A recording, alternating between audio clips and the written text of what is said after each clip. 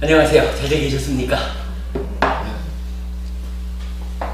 낮 시간에는 생각보다 좀 시간이 많이 걸려가지고 수행 시간을 좀 까먹어가면서 설법을 했는데, 다음 주부터는 핵심 법문, 즉 사성제와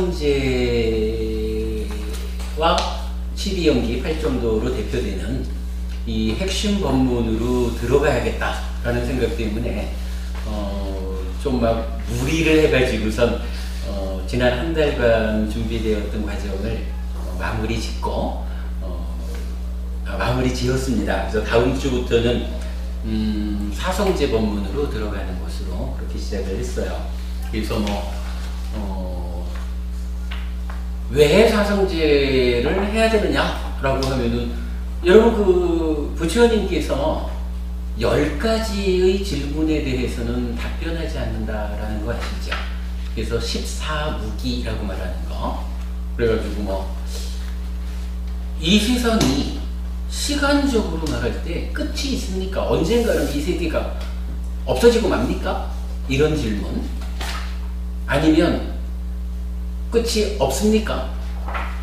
영원히 가는 겁니까? 아니면 공간적으로 이 세상이 끝이 있습니까? 예를 들어 동쪽으로 얼마만큼 가면은 끝이 나타납니까? 아니면 끝이 없습니까? 이렇게 묻는 질문인데, 또는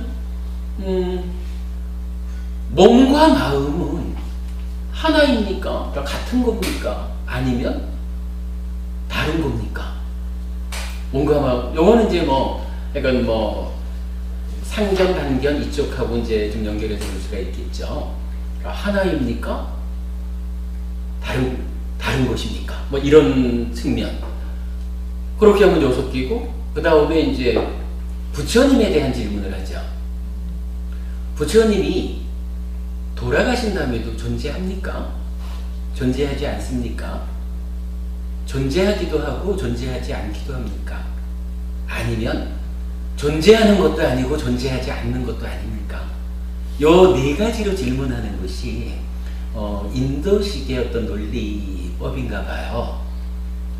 그러면은 세상이 시간적으로 둘, 공간적으로 둘, 몸과 마음의 관계, 그리고 부처님의 사후에 대한 4가지, 이렇게 하면 10가지잖아요.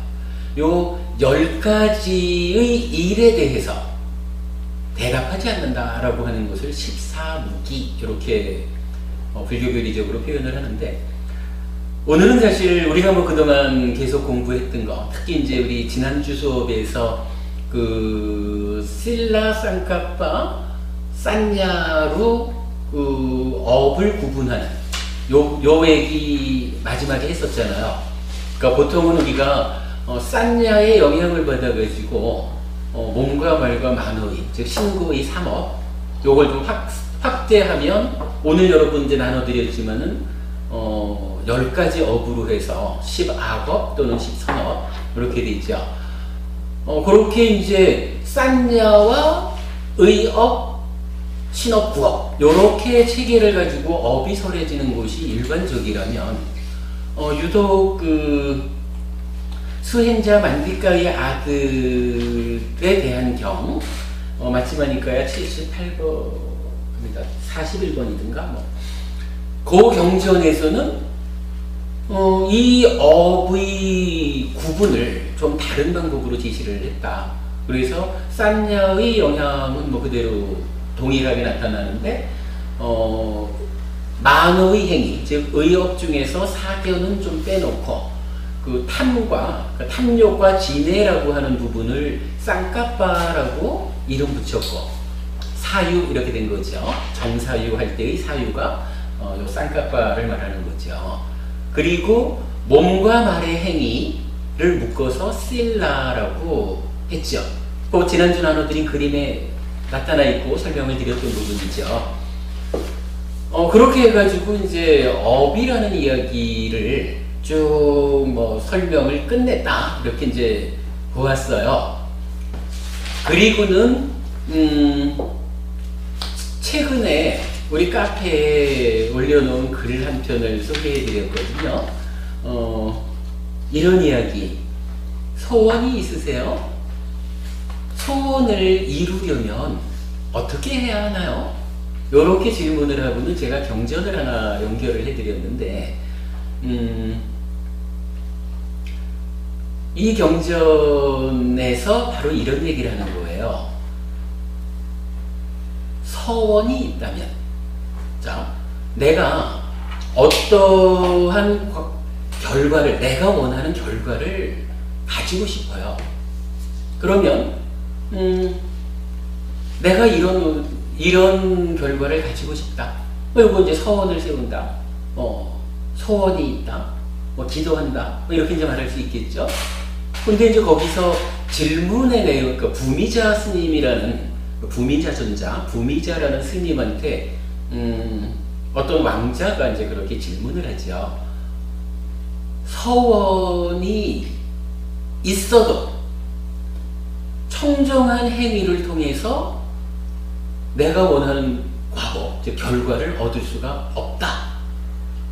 서원이 없어도 청정한 행위를 통해서 내가 원하는 결과를 얻을 수가 없다.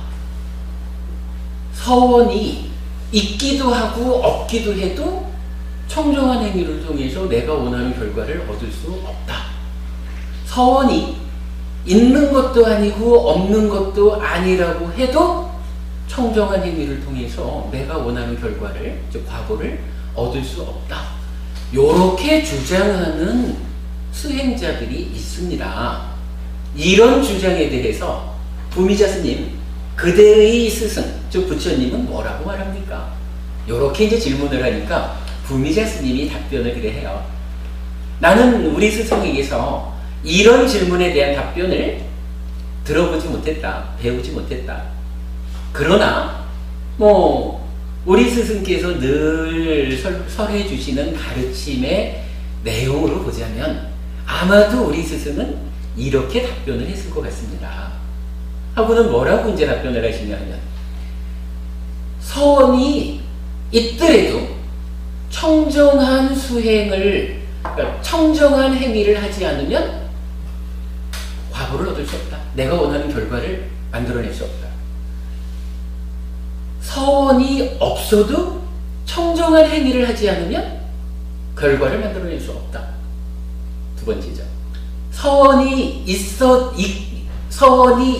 있기도 하고 없기도 해도 청정한 행위를 하지 않으면 결과를 만들어낼 수 없다. 청정하지 않고 청정하지 않은 것도 아닌, 그러니까 청정한 것도 아니고, 아니지. 서원이 있는 것도 아니고 서원이 없는 것도 아닌 요런 상태라 해도 청정한 행위를 하지 않으면 원하는 결과를 얻을 수 없다. 그러면은 그 왕자가 질문한 네 가지 경우를 다 놓고 네 가지의 경우로 서원에 대해서 설정을 해도 일단 청정한 행위가 존재되지 않는 한 과보는 없습니다. 원하는 결과는 만들어지지 않습니다. 그리고는 똑같은 이야기를 반복을 해요. 서원이 있어도 청정한 행위를 하면 원하는 결과가 만들어집니다. 서원이 없어도 청정한 행위를 하면 원하는 결과가 만들어집니다. 서원이 참 어려워. 서원이 있거나 서원이 없거나 간에,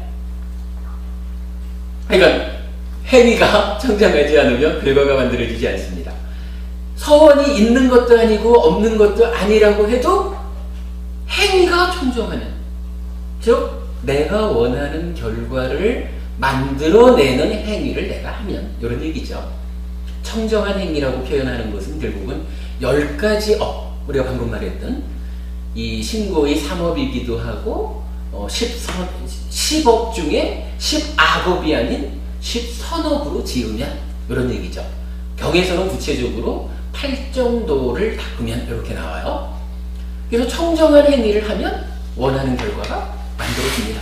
이렇게 얘기를 하는 거예요. 이 얘기는 뭐냐면요, 서원을 세운다, 소원을 세운다, 기도를 한다, 뭐 어떤 식으로 붙잡고 매달린다 해도 내가 원하는 결과를 만들려 치면 이 결과라는 과보를 초래하는 행위를 해야 결과가 만들어지는 거죠. 아무리 뭐 서원을 세우고 기도를 하고 이래 해도 행위가 내가 원하는 결과를 만들어낼 행위가 아니라면 결과는 만들어지지 않습니다. 요렇게 이제 얘기를 하는 거예요. 그래서 이제 업에 대한 이야기의 마지막에 와서 결국은 서원을 세우는 거, 이 서원을 세우고 도와주세요 하고 붙잡고 매달려서 기도하는 거, 뭐 다 좋은 일이죠. 그러나 이게 다 좋은 일이라고 해도 실질적으로 그대가 원하는 일이 있다면, 그대가 원하는 결과가 있다면 그 결과는 이 서원에 의해서 만들어지는 게 아니라 이러한 결과를 과보로 맺는 행위를 하느냐 안 하느냐에 따라서 결과가 만들어지기도 하고 만들어지지도 않는 것이야. 결국 결과를 만드는 것은 서원이 아니고 기도가 아니고 행위다. 요것으로서 업에 대한 이야기를 1차적으로 마무리를 지었거든요. 그리고는 제가 이제 좀 억지를 쓴 거예요. 이제 다음 주부터 사성제 법문을 시작해야 되잖아요. 근데 이게 뭐 어떻게 오다 보니까 좀 업에 대한 이야기를 우리가 좀 제법 깊이 있게 했는데 앞으로 해야 되는 업과는 좀 다른 측면에서 좀 심도 있는 이야기를 했지 않습니까? 그러면 이 이야기를 어떻게 이제 다음 주부터는 사성제 법문으로 돌릴 것인가? 이럴 때 제가 억지를 좀 쓴 것이 방금 말씀드린 요경전, 부미자경이죠. 부미자 스님께서 답변하신 이 경전에서 질문이 어떤 형태로 왔느냐 하면 서원이 있거나 서원이 없거나 서원이 있기도 하고 없기도 하거나 서원이 있는 것도 아니고 없는 것도 아니거나 요거하고 부처님이 돌아가시고 나면 존재합니까? 존재하지 않습니까? 존재하기도 하고 존재하지 않기도 합니까? 존재하는 것도 아니고 존재하지 않는 것도 아닙니까? 라는 요 네 가지 질문하고 일치하는 논리죠. 요게 제가 인도에서 근데 요 네 가지를 벗어나는 다른 질문이 하나의 주제로 있을 수가 없거든요. 그러니까 요게 이제 인도에서 이건 뭐 어떤 뭐라고 하는지 잘 모르겠어요. 논리의 방법이라. 근데 요 논리의 방법에서 요 공통점을 가지고 억지로 이끌어내가지고 10가지 부처님께서 답변하지 않는 14무기로 주제를 이제 전환을 한 거예요. 주제를 전환해가지고는 이제 그렇게 얘기를 했죠. 혹시 부처님께서 답변하지 않는 이유, 그러니까 10가지 질문에 대해서 부처님이 왜 답변하지 않았을까요? 하는 부분에 대해서 아시는 분 계세요?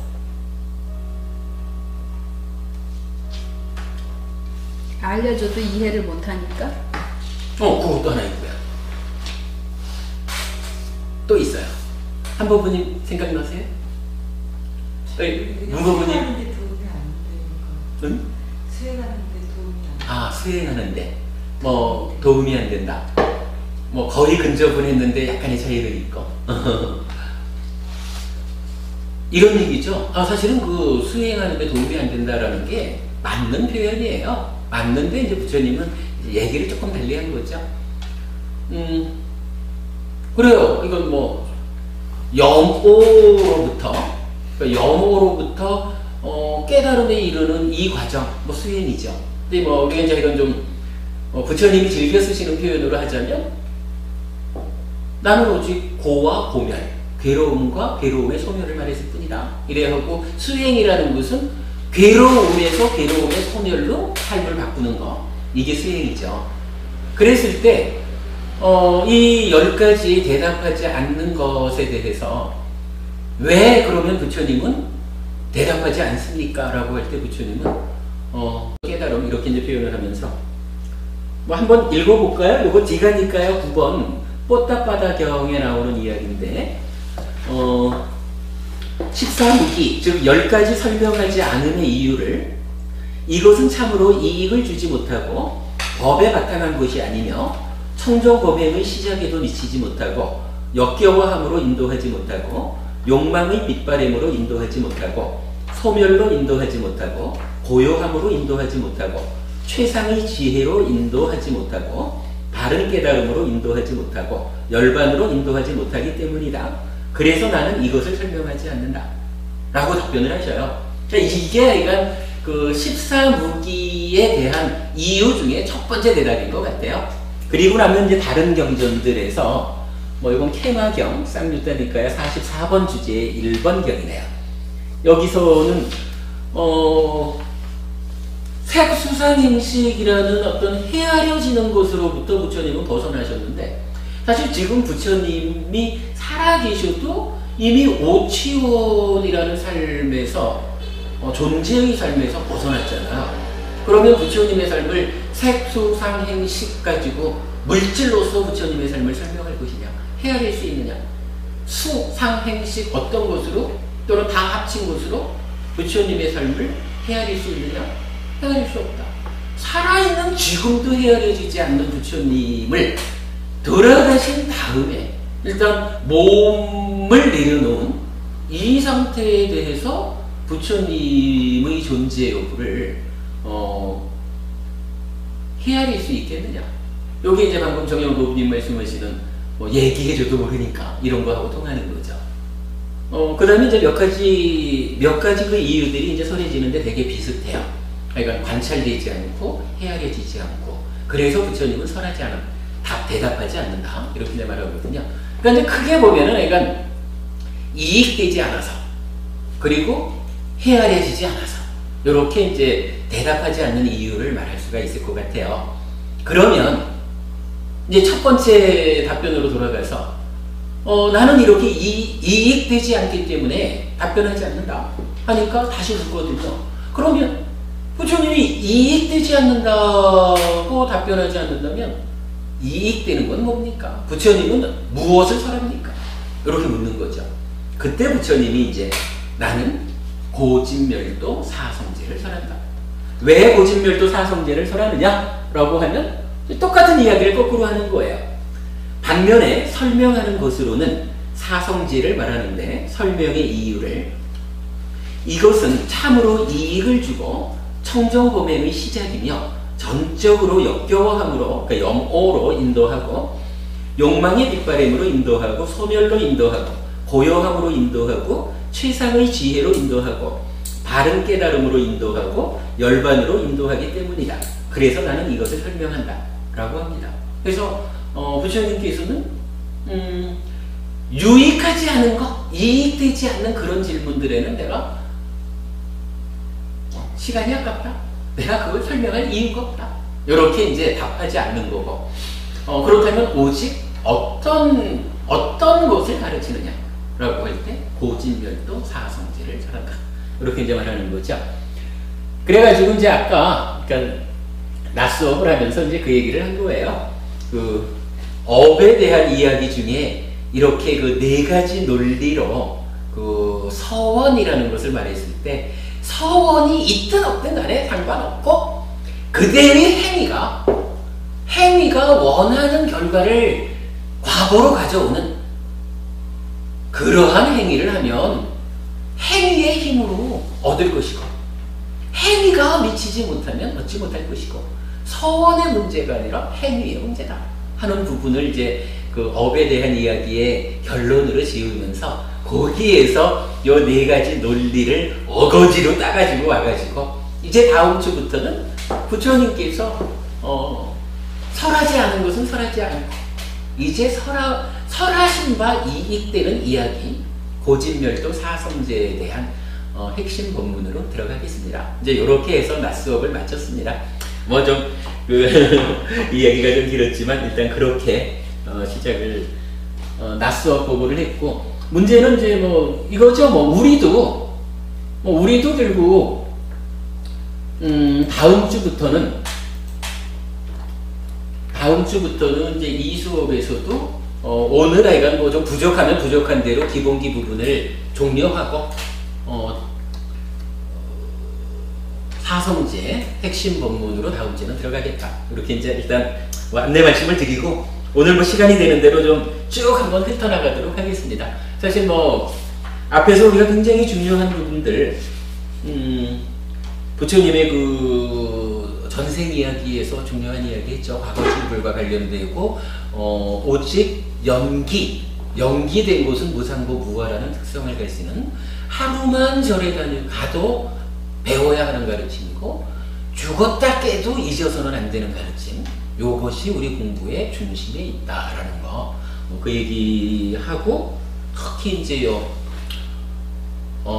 부처님 전생 이야기를 통해 가지고 부처님 전생 이야기가 사슴으로 태어나서 얼마나 훌륭했고 이런 이야기가 아니고 전생까지는 내가 깨달음이 완전하지 못했기 때문에 곧 자비희사 사무량심 사범주 수행을 통해서 많은 사람들을 색계 무색계 하늘 즉 범천의 세계로 인도했다. 그러나 지금은 열반으로 직접 안내하는 가르침을 설한다. 그래서 열반으로 직접 안내하는 가르침이 무엇입니까? 사념처 사마타 윗바사나라고 하는 수행, 요것을 설하고 있다라는 부분을 바로요 전생 이야기를 설하는 몇 개의 경전을 통해서 우리가 찾아낸 거죠.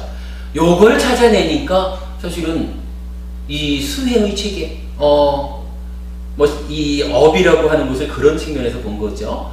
그 셀라, 즉 신업과 구업이라는 것을 5개를 통해서 바꾸고 제어하고, 쌍까파 중에 즉 만호의 행위 중에 욕심과 관계되는 것은 보시를 통해서 제어했고, 성냄과 관계되는 2가지, 요거는 자비를 통해서 제어했고, 사견, 삿된 견해는 사무량심, 거리사자 사무량심을 통해서 제어한 요러한 업의 제어 방법이 전생까지의 불완전한 깨달음의 상태에서 이루어진 것이라면, 이러한 그 업의 문제를 일으키는 탐진치라고 하는 것을 본질적으로 뿌리 뽑아버리는 완성된 가르침, 열반으로 직접 인도하는 이 가르침이 금생에 오직 사념처 사마타 윗바사나라는 수행체계를 통해서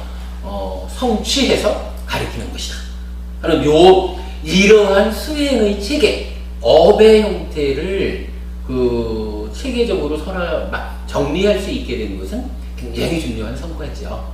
부처님 전생 이야기 이렇게 발견한 것은 참으로 크다, 이렇게 말씀을 드리겠습니다. 그 다음에 이제 출가, 자 52페이지죠. 출가 이전과 관계되는 이야기부터 시작을 해보겠습니다. 출가 이전과 관계되는 이야기, 출가의 동기를 했는데 큰 박스로 이렇게 썼습니다. 수바다여 29세가 되어 나는 무엇이 유익함인지를 구하여 출가하였노라, 이렇게 말하거든요. 115페이지를 한번 가볼까요? 부처님께서 돌아가시기 직전에 근데 뭐 돌아가시기 직전이니까 많이 몸이 아프시죠. 그런데 이제 그 유행승 중에, 그러니까 이교도죠. 이교도 유행승 중에 수바다라는 이름을 가진 한 수행자가 부처님이 돌아가신대요 하는 이야기를 들은 거예요. 그래가지고는 부처님 돌아가시기 전에 내가 가서 가르침을 받으리라 하고는 쫓아오거든요. 그래가지고는 이제 아난다 존자한테 내가 부처님을 뵙고 싶어요. 이러니까 아난다 존자는 부처님 지금 너무 힘드셔서 안 됩니다. 돌아가십시오. 이렇게 얘기를 하는데 그 얘기를 부처님이 안에서 들으셔요. 그리고는 그 힘든 가운데서도 아난다야, 수바다를 들여보내라. 이래가지고 수바다 존자를 만나가지고 대화를 해요. 그래서 이제 그 대화하는 자리에서 사실은 굉장히 중요한 이야기가 나와요. 자, 115 쪽에 박스 친 게 있죠. 박스 친 것만 읽어볼게요. 수받다여 어떤 법과 율에서든 8가지 성스러운 도, 즉 8정도가 없으면 거기에는 사문, 두 번째 사문, 세 번째 사문, 네 번째 사문도 없다. 수받다여 그러나 어떤 법과 율에서든 8가지 성스러운 도, 8정도가 있으면 거기에는 사문, 두 번째 사문, 세 번째 사문, 네 번째 사문도 있다. 여기서 사문이라고 하면은 성자의 4단계가 있죠. 수다원, 일례자, 그 두 번째 사문은 일례자, 세 번째 사문은 불환자, 네 번째 사문이 아라한 이렇게 되는 거거든요. 그러니까 이렇게 말하는 거예요. 8정도가 있으면 어떤 가르침이든 8정도가 있으면 거기에는 깨달음으로 들어가는 사람들이 있다. 성자가 생긴다. 근데 8정도가 없으면 아무리 삼매 수행을 깊게 해도 삼매의 높은 단계는 성취할 수 있지만 그런 얘기 우리가 계속 하는 거죠. 결국 부처님이 알라라깔라마나 우따까라마쿠따라고 하는 두 스승을 떠나게 되는 이유가 고도의 삼매 수행을 성취하지만 그 길은 다시 태어남에 이바지하는 수행에 불과하다. 벗어나는 수행이 아니다. 이래가지고 떠나잖아요. 그럼 벗어나는 단계, 존재로부터 벗어나는 단계, 일체의 괴로움에서 벗어나는 단계를 불교에서는 4단계로 말하는 거죠. 첫 번째로 벗어난 단계를 수다원, 그래가지고 최대 7번 이내로 아라한이 되는 성취의 수준, 이렇게 말하는 거고, 그 다음이 일례자 해가지고 한 번만 더 이 세상에 돌아오면 그 다음에는 아라한을 반드시 성취할 수 있는 그런 수준의 깨달음을 성취한 성자, 이렇게 되죠. 그리고 세 번째가 이제 불안과, 그래가지고 이제 다시는 이 세상에 돌아오지 않고 지금 태어난 그 하늘 세상에서 바로 아라한을 성취하는, 존재를 소멸하는 그런 단계를 불안자, 불안과 이렇게 말하고, 일체의 괴로움에서 벗어난 이제 완성된 자리를 아라한, 이렇게 말하는 거죠. 이런 그 완전한 깨달음으로 나아가는 존재의 소멸을 완성하는 유일한 길은 오직 8정도에만 있다. 8정도가 함께하지 않는 어떤 가르침에서도 고도의 삼매 성취가 또는 고도의 수행을 통한 높은 단계의 성취가 가능은 하지만 최종적으로 해탈로 나아가지 못한다. 요 얘기를 이제 부처님이 수받다라는 마지막 만난 제자한테 이야기를 하는 거예요. 사실 요 부분은요, 그러니까 8정도가 없으면 벗어나지 못한다. 요 얘기 굉장히 중요한 이야기입니다. 꼭 기억해야 되고요. 8정도가 있으면 4가지 사문이 있다. 벗어난다. 해탈할 수 있다. 요거 8정도가 무엇냐? 벗어나는 유일한 길이다. 이렇게 말하는 거 꼭 기억하셔야 돼요. 수받다여 이 법과 율에는 8가지 성스러운 도 8정도가 있다. 수받다여 그러므로 오직 여기에만 사문이 있다. 여기에만 두 번째 사문이 있다. 여기에만 세 번째 사문이 있다. 여기에만 네 번째 사문이 있다. 요거 과연 우리 기본기에서 시작하면서부터 말한 거지만 결국 부처님은 단언해 주는 거예요. 우리가 똑같은 산으로 올라가는 게 아니라는 거죠. 우리는 다른 모든 가르침이 최종적으로 벗어나지 못하는 나라는 존재 가운데서 존재 가운데서 벗어나려고 하는 이 출발점이 잘못된 상태로 오르는 상과는 별개로 오직 부처님 가르침, 불교만이 유일하게 벗어나 있는 산을 오르고 있다. 그래서 이렇게 단언해 주는 거죠. 이 법과 율에는 8정도가 있다. 그래서 오직 여기에만, 불교에만 깨달음으로 나아가는 성자들이 있다. 그렇게 이제 단언을 해주죠. 불교만이 유일한 길이다. 이것은 우리가 확실하게 알아야 되는 일이다 하는 거고, 그 다음에 이제 마지막 나와 있는 게 수받다여 29세가 되어 나는 무엇이 유익함인지를 구하여 출가해너라. 이렇게 말을 해요. 요게 이제 그 다음 페이지 116페이지를 보시면 맨 아래쪽에 개성이 하나 있어요. 자, 써봤다요. 29세가 되어 나는 무엇이 유익함인지를 구하여 출가하였노라. 써봤다요. 이제 51년 동안 출가 생활을 하면서 바른 방법과 법을 위해서 여러 지방에 머물렀나니 이 밖에는 사문이 없다. 두 번째, 세 번째, 네 번째 사문이 없다. 이렇게 이제 말을 하거든요. 여기에서 좀 다른 데서는 잘 찾기 힘든 숫자가 하나 나타나요. 50. 뭐가 나타났어요? 50. 그렇죠. 51년이라는 숫자가 나타나요. 우리가 보통은 이렇게 말을 하잖아요. 부처님이 35세 깨달음을 얻으셔가지고 80살에 돌아가실 때까지 45년간 부처로서 살았거든요. 그래서 45년간 부처로서 설하신 그 가르침을 우리가 의지해서 나아가는 거잖아요. 그게 법이잖아요. 부처님 가르침. 그리고 우리가 즐겨 쓰는 말로 이 45년 동안 부처님이 하신 말씀이 무엇냐 하면 오직 괴로움과 괴로움의 소멸을 말했을 뿐이다. 이렇게 계속 반복해서 하는 거잖아요. 그런데 요 개성에서는 51년이라는 숫자가 나와요. 그게 뭐예요?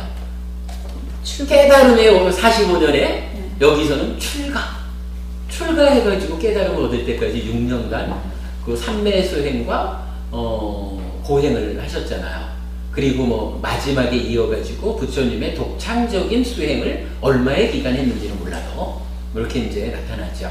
그래서 29에 출가해서 돌아가실 때까지 51년간 이렇게 이제 51년이라는 숫자가 나오는데 이것도 우리가 좀 기억하고 있어야 될 숫자이고요. 근데 이제 어쨌든 지금의 주제로서는 왜 이 이야기를 먼저 시작했냐 하면 우리가 지금 다시 이제 52페이지로 돌아왔어요. 우리가 지금 하는 게 뭐냐 하면은 출가의 동기랑 출가 이전의 이야기. 자, 우리가 출가의 동기를 대표적으로 무엇을 볼 수가 있나요? 부처님 왜 출가를 했을까? 사문이반. 뭐 그것도 방법이 됩니다. 유익함을 알아서 유익함을 찾고. 그렇죠. 바로 그거거든요. 지금 아니 우리가 방금 읽었잖아. 방금 읽었죠. 51년이라는 출가 생활. 부처가 돼서도 이건 출가 생활이니까. 52년 동안에 51년의 출가 생활을 했는데 내가 왜 출가를 했느냐라고 여기서 밝혀주잖아요. 오직 무엇이 유익함인지를 구하였다. 유익한 걸 찾아서 출가했다. 이렇게 말하거든요. 물론 아무래도 우리 같은 공부 스타일에서 그렇구나.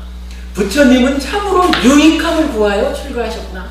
우리가 부처님을 따라서 산다라고 하는 것도 내 삶이 유익하기 위해서, 그죠? 유익하기 위해서 부처님을 따라서 공부하는 거구나. 요거를 이 개성에서 우리가 단적으로 보았거든요.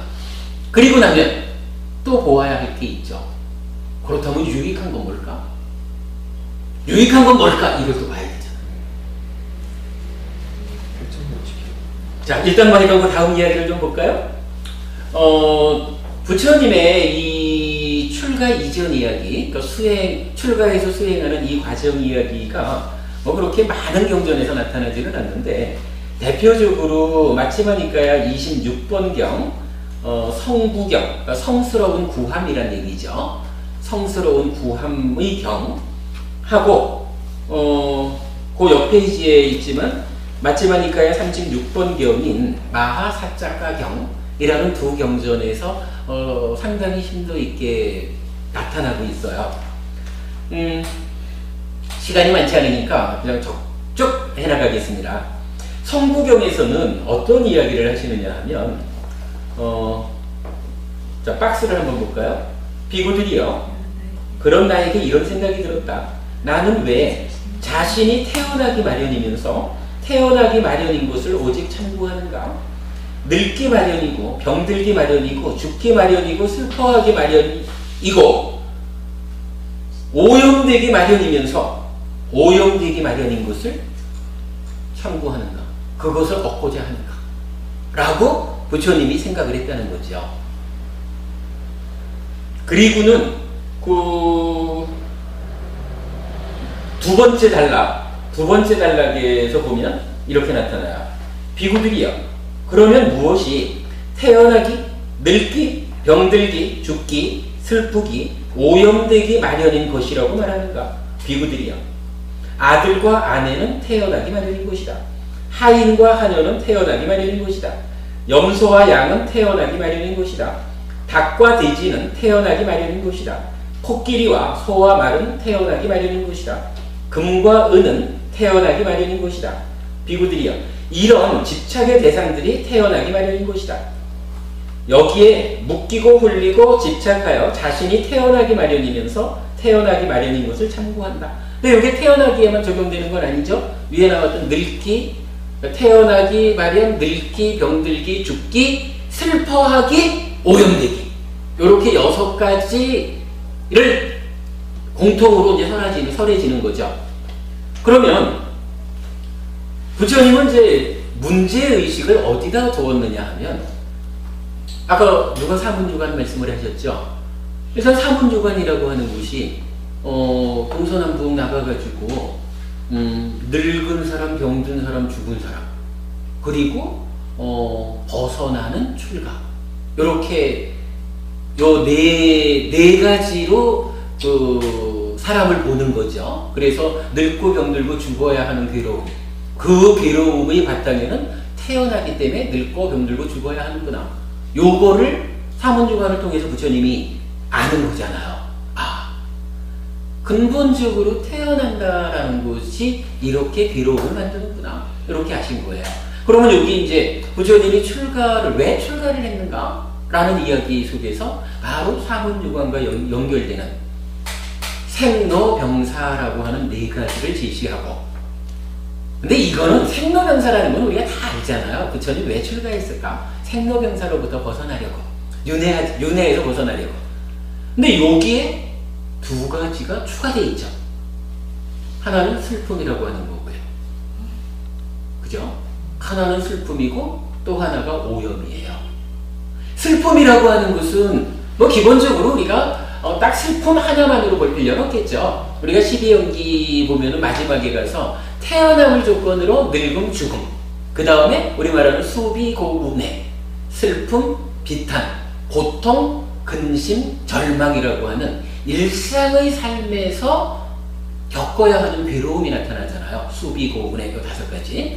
그러면 여기서 이제 슬픔이라고 말한 거, 요 이제 쏙가라는 건데, 뭐 결국 수비, 고운해, 슬픔, 비탄, 고통, 근심, 절망이라고 하는 일상의 삶에서 겪어야 하는 괴로움을 대표한 것으로 슬픔, 이렇게 이제 본거로 하도 되겠죠.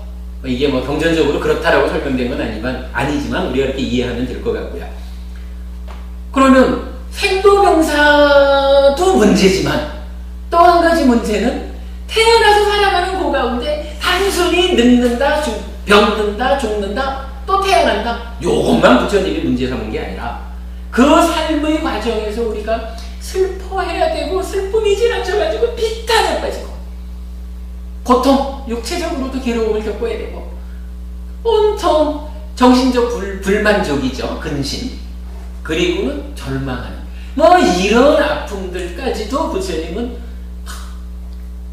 나는 참 싫다, 나는 슬프기 싫고, 비탄에 떨어지기 싫고, 육체적인 괴로움을 겪기 싫고, 정신적 불만족, 근심에 빠지기 싫고, 절망하기 싫다, 뭐 이런 부분을 부처님 포함하고 있는 거예요. 그리고 나면 마지막 하나가 뭔가요? 오염이잖아요. 오염은 뭔가요? 정현부모님 잘 아시죠? 오염은 뭘 말할까요? 어려워요.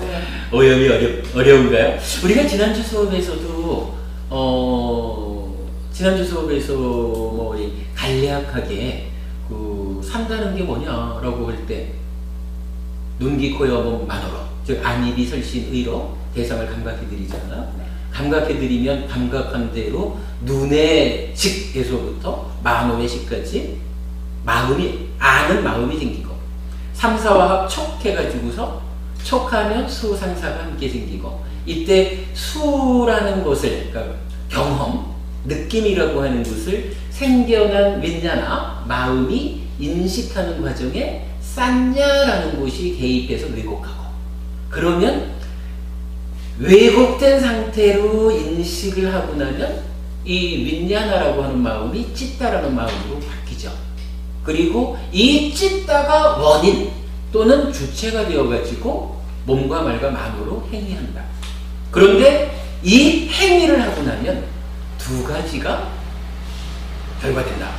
한 가지는 찌따가 여기서 오염이 되면, 즉 싼냐, 이 인식의 과정에 개입하는 싼냐의 상태가 나빠가지고, 즉 상나 과정이라는 전도된 싼냐가 개입을 하면 탐진치가 일어나가지고 찌따를 오염시킨다.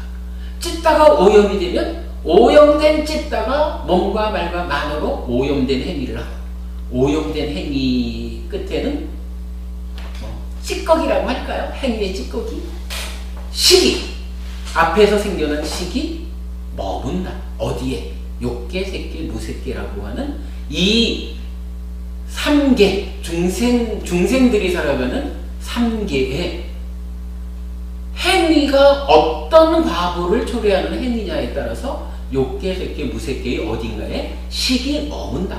이렇게 됐고, 찌따가 탐진치에 오염되지 않으면, 다시 말해서 한 단계 아래에서 개입하는 싼냐가 상라가정이라는 전도된 상태에서 벗어나서 무상고 무아라는, 아까 우리가 죽었다 깨도 잊어서는 안 되는 연기한 것은 무상고 무아의 특성을 갖는다라는 부처님의 깨달음의 요체, 세상 또는 내 삶의 이치, 이렇게 말하는 거잖아요.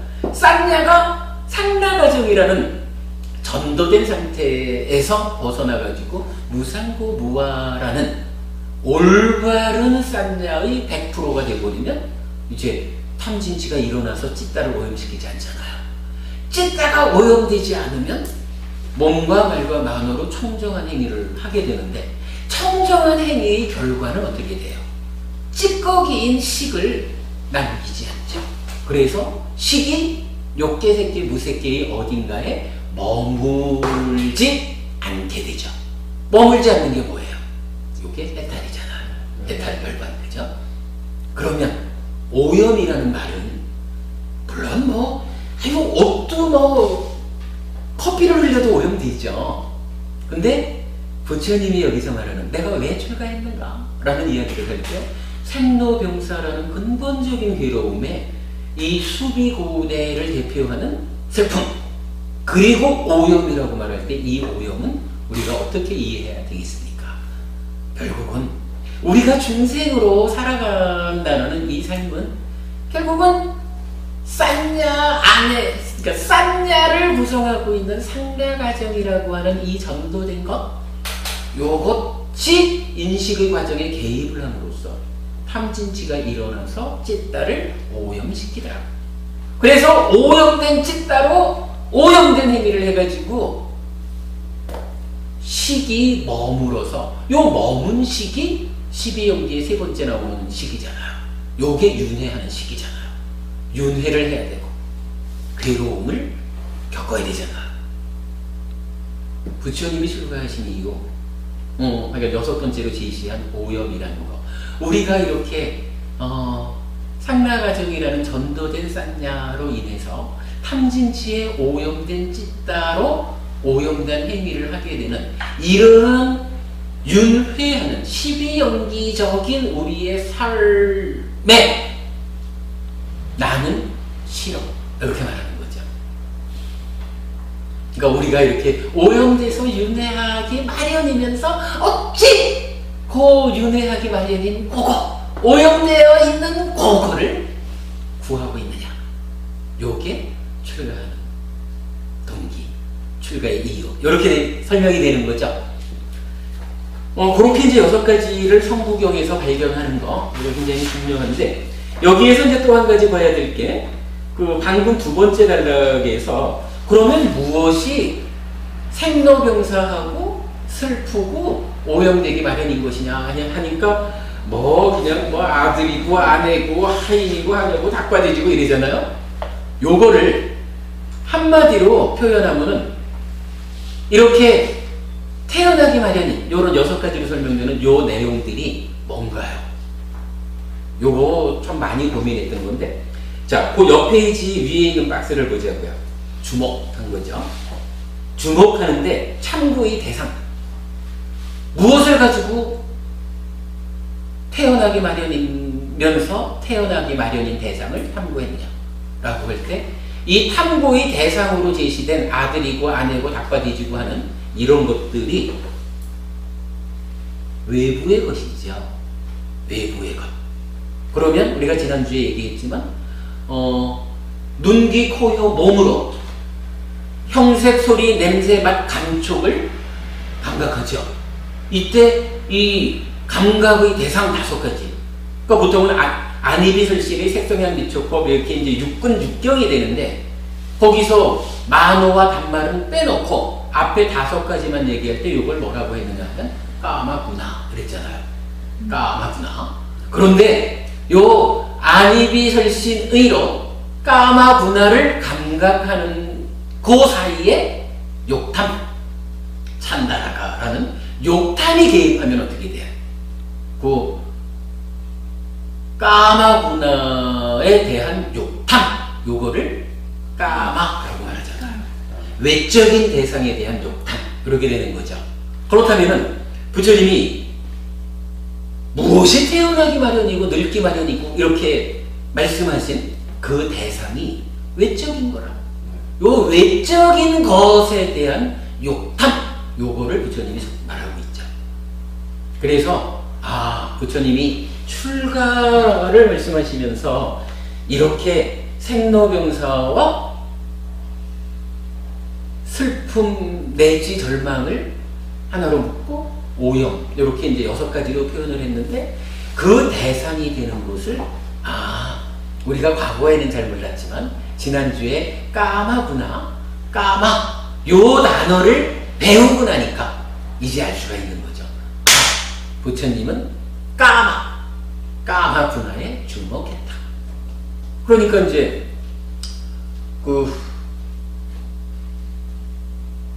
지난주에도 이제 까마가 얼마나 중요한 단어냐 하는 것을 말하면서 그 얘기를 했었죠. 초전법륜경에서 부처님이 내가 이제 깨달았다.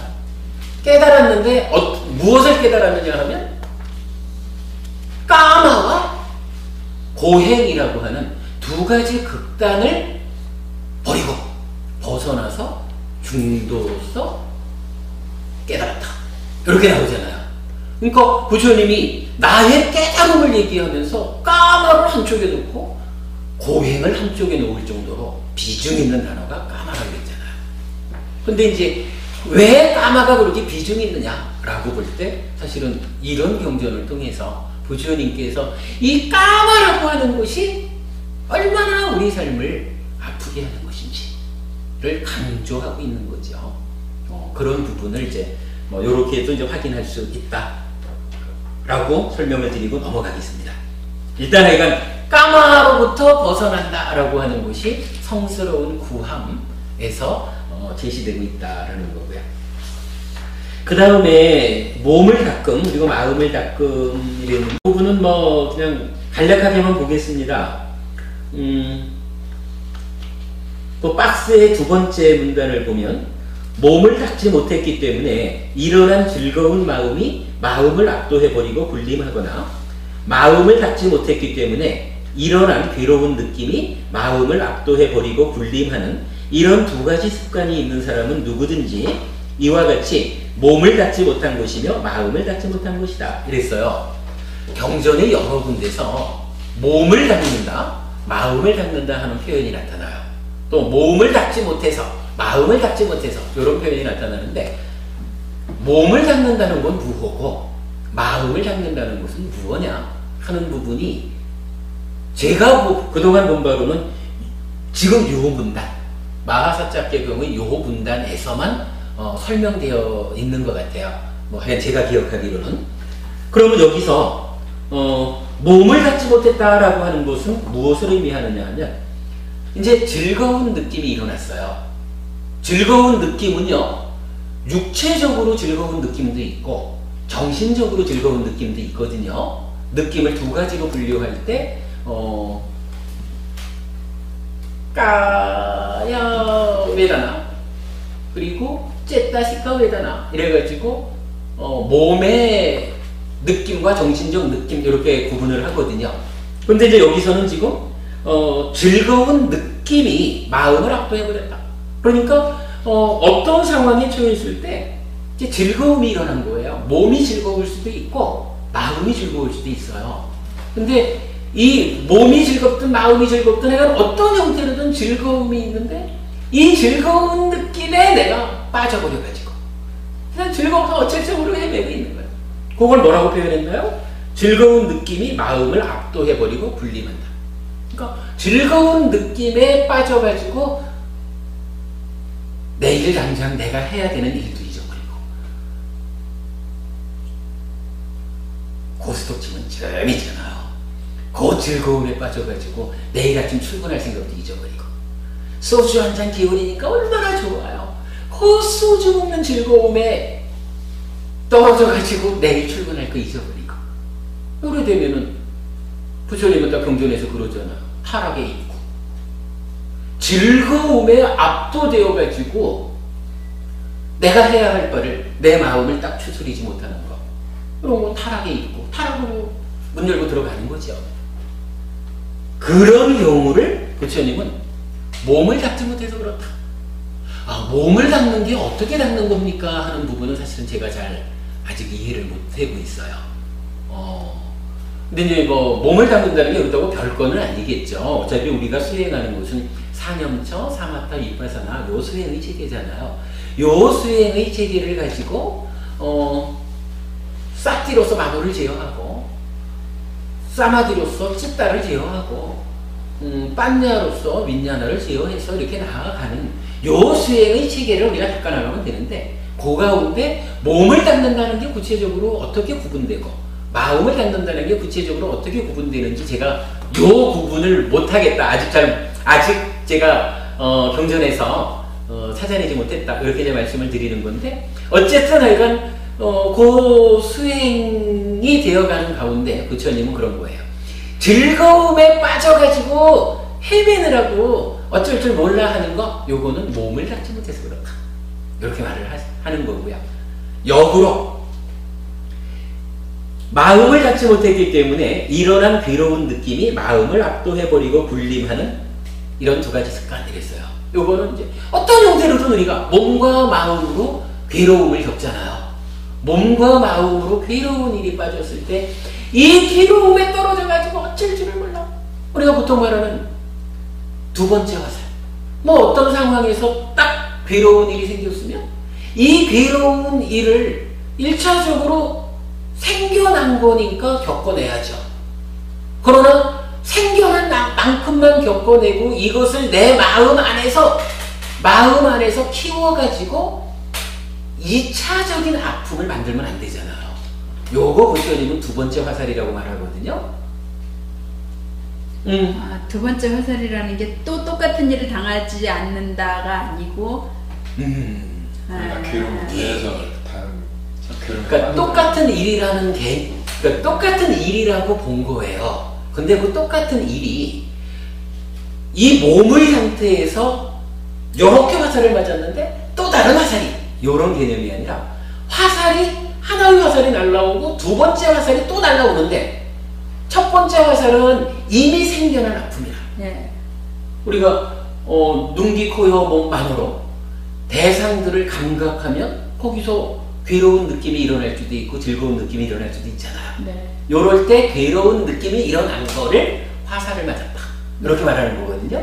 요게 첫 번째 화살이라. 그러면 두 번째 화살은 동일하게 또 여기가 아팠는데 여기가 아픈 화살이 또 날라와. 여기 아니고 화살을 맞아서 이제 아파요. 그런데 어리석은 사람은 아이고 아파라 이러고 있다 보면 두 번째 화살이 또 날라와서 또 가슴을 찌르는 거예요. 그럼 또 아프지. 그런데 요 화살은 어떻게 만들어진 화살이 날아오느냐 하면 자 우리가 수행을 잘하는 사람은 싹디 하는 사람은요 아픔이 발생했다. 아픔이 발생했는데 이 아픔을 타자화해서 아픔이 아픔이 발생했구나. 이 아픔은 이러이러한 조건 때문에 생겨났다.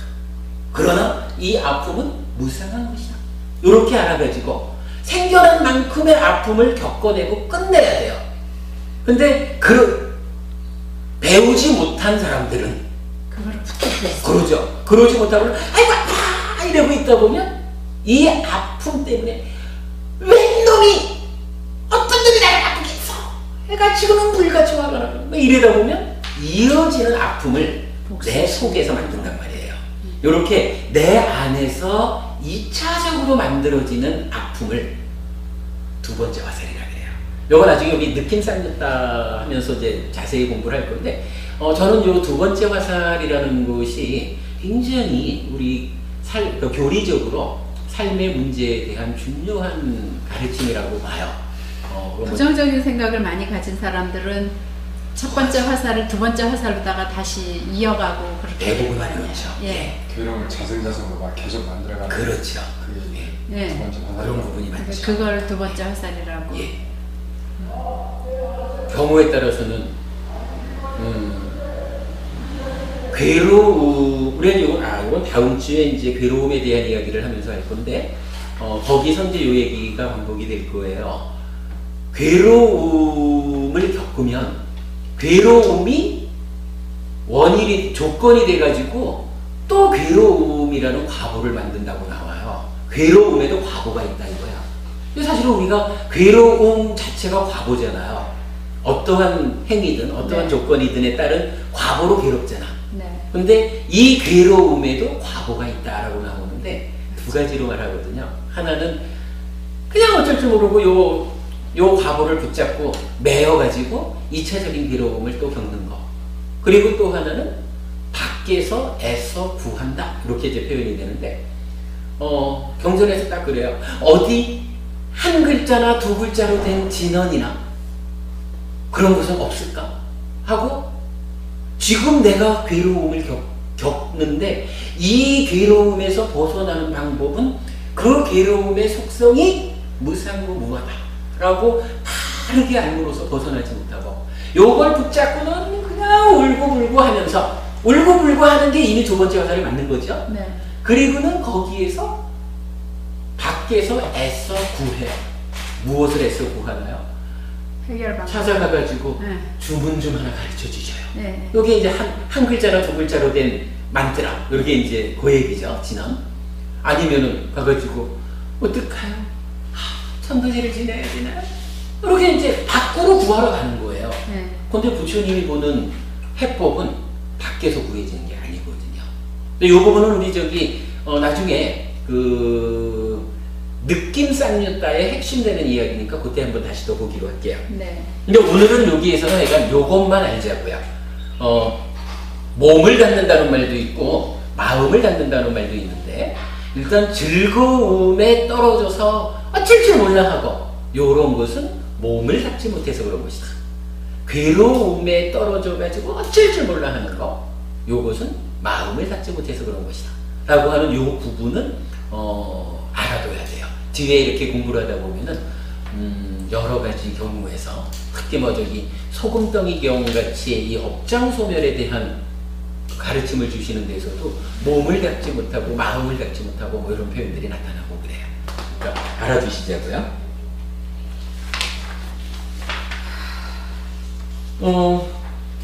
제가 볼 때는 이건 지금 한 성구경에서 6가지로 출가의 동기를 말씀하신 거, 그리고 마하사짝가경에서 몸을 닦음과 마음을 닦음에 대해서 설하신 거, 두 가지가 많이 중요한 말씀이고요. 자, 그 다음에 이제 다음 장으로 넘어가면 편안함경이라는 것은 이건 간단한 얘기예요. 부처님이 이제 우리가 대부분 아시는 일로 출가하기 전에 왕자로 살았잖아요.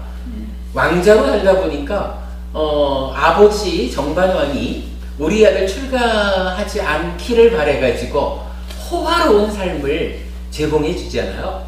그래서 이제 인도에는 여름과 겨울과 우기라는 3가지 철이 있죠. 그 철마다 철에 어울리는 궁전을 지어줬다.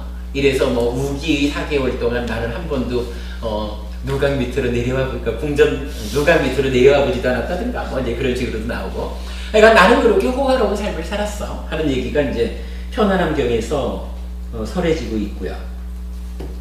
그 다음에 이제 다음 페이지 끝에 가가지고 사문유관이 나오죠. 요 사문유관은 대전기경에서 이제 디가니까야 14번경인데 사실 요거는요, 서가모니 부처님의 이야기로는 니까야에 나타나지 않아요. 그러니까 니까야에는 서가모니 부처님이 사문유관을 했다라는 표현은 나타나질 않아요. 요 사문유관은 누구 얘기로 나오느냐 하면 우리 저기 석가모니 부처님 이전에 6분의 부처님이 계셨죠. 동일한 깨달음에 의한 계보, 과거칠불. 이 6분의 부처님 중에 첫 번째 부처님이 윗바시 부처님이 계셔요. 그러니까 부처님이 윗바시 부처님이 이러이러했다라고 설하는 가운데 사문유관한 이야기가 나타나거든요. 그런데 과거칠불이 그러니까 동일한 과정을 거쳐서 깨달음을 얻었다. 그래야 이제 이렇게 보는 거죠. 그렇기 때문에 서가모니 부처님 당신의 이야기로 나타나지는 않아도 윗바시 부처님에 의해서 사문유관이 설해졌다. 이렇게 이제 이해를 하시면 될 것 같아요. 그럼 여기 사문유관 이야기야 마차를 타고 나가가지고 저기 허리가 꼬부러진 노인네를 보고는 누구지? 늙은이입니다. 그래? 나도 늙어야 되나? 왕자님도 늙을 수밖에 없습니다. 태어난 사람은 다 늙기 마련입니다. 이렇게 말하는. 그래가지고 그렇다면 나도 필경엔 늙을 것이고 병들 것이고 죽을 것이며 늙음 병든 죽음을 건너뛸 순 없지 않은가? 라고 자성하게 되죠. 그리고는 이제 이게 별 중요한 건 아니지만은 우리는 이제 동서남북이라고 말하잖아요. 근데 경에서는 그러니까 인도적인 방법이겠죠. 경에서는 동, 남, 서, 북 이런 순서로 말해요. 우리처럼 동서, 남북 순서가 아니라 동, 남, 서, 북 이런 순서로 말하거든요. 그러니까 동문으로 나가서는 늙은이를 보고 남문으로 나가서는 병든 이를 보고 서문으로 나가서는 죽은 시체를 보고 그리고 마지막 북문으로 나가가지고 출가자를 보는 거예요. 물론 여기서 출가자는 지금 저와 같은 출가자는 아니죠. 왜냐하면 부처님이 깨닫기 전이니까 그냥 그 당시에 가정을 떠나서 출가한 사람을 말하는 거죠. 이 출가자한테 묻거든요. 그대는 누구입니까? 라고 하니까 나는 참으로 법대로 잘 실천하고 고요함을 잘 실천하고 유익함을 받들어 행하고 항상 공덕을 짓고 해코지를 전혀 하지 않고 무생명에 대해서 항상 연민하기 때문에 출가자라 합니다. 여기도 이제 보면은 유익함을 받들어 행하고 라고 하는 표현은 나타나죠. 유익함. 아무튼 부처님이 생각하는 출가자란 이런 사람을 말하는 거예요. 법대로 실천해야 되고 고요함, 수행을 통해서 삼매의 고요함을 잘 실천해야 되고 유익함을 결국은 받들어 해놔야 되는 거고 공덕을 지어야 되고 해코지를 하지 않아야 되고 모든 생명들에 대해서 비신, 연민의 마음이죠. 항상 연민해야 한다. 그런 사람이 출가자다. 이렇게 말하는 거죠. 그러면 이제 고예비가 57페이지, 58페이지까지를 이제 가는 거죠. 그렇게 해가지고선 58페이지에 주목 출가자란 하는 데까지를 이제 옹고로 하겠습니다. 자, 이렇게 놓고 요 얘기를 하면서 제가 도입부에서 이 얘기를 했어요. 결국 부처님이 출가하신 이유를 대표적으로 말하자. 이러면 한 부분 대표적으로 말하면 뭐였죠? 그죠? 유익함이죠. 근데 제가 그랬잖아요. 우리 공부 스타일에서 유익함을 구하여 출가했다. 부처님 출가는 유익함 때문이다. 이렇게 말했는데 유익함이 뭔지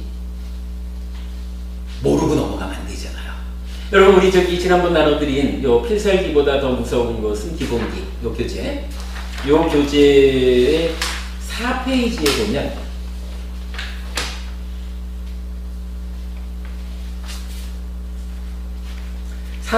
보면 성구경에 대한 이야기가 나타나죠. 성구경에 대한 이야기가 나타나고는 거기에 이제 손가락 표시를 해서 이렇게 적어봤어요. 유익함. 요건 이제 빨리어로 꾸살라라고 살라. 착할 선으로 번역되는 거죠. 네, 4페이지.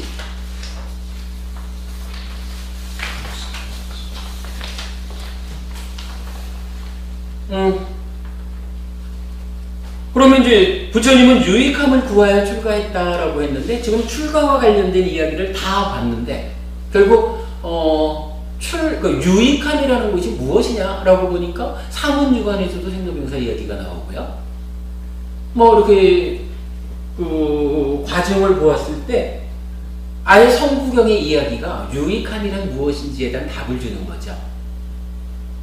6가지로 말했죠. 부처님은 태어나기 마련이고 늙기 마련이고 병들기 마련이고 죽기 마련이고 슬프기 마련이고 오염되기 마련인 것으로 우리의 삶을 아꾸살라, 꾸살라의 반대, 불선, 유익하지 않음을 정의한 거예요. 그렇다면 우리가 이러한 삶의 과정에서 유익하지 않음으로써 유익하지 않음을 대표하는 요 6가지로부터 벗어나는 것. 요것이 유익함이다. 라고 이 출가의 동기 부분을 전체적으로 보았을 때 우리는 결론 내릴 수 있다. 자, 부처님께서는 그러면 유익함을 구해서 출가했는데 그 유익함이라는 것은 태어남, 늙음, 병, 죽음, 슬픔, 오염, 없음 이렇게 이제 정의했죠. 태어나지 않는 것이고요. 늙지 않는 것이고요. 병들지 않는 것이고요. 죽지 않는 것이고요. 슬픔으로 대표되는 수비, 고문에 슬프지 않고 비탄에 떨어지지 않고 육체적으로 고통을 겪지 않고 정신적 불만족 근심하지 않고 절망하지 않는 그리고 오염되지 않는 찢다가 탐진치에 오염돼가지고 몸과 말과 만으로 오염된 행위를 하면 괴로움을 만든다. 식이 머물어가지고 머문 식이 윤회한다. 이것으로부터 벗어나겠다. 요렇게 말하는 거. 요 부분은 하여간 오늘 수업의 핵심 이야기로 우리가 기억하고 가시자고요. 부처님은 유익함을 구해서 출가하셨어요. 그런데 유익함이란 무엇입니까? 네, 생로병사 그리고 슬픔, 물론 슬픔으로 대표되는 5가지 일상의 괴로움 그리고 탐진치에 의한 오염에 의해서 괴로움을 만드는 거 이렇게 6가지를 부처님 입장에서는 이것이야말로 유익한 것이다. 그것에서 벗어나는 것이 이렇게 되면은 부처님이 왜 출가했느냐 하는 부분이 좀 정확해지죠. 네, 그렇게 보겠습니다. 그 다음에 출가 이후 이야기를 좀 보겠습니다.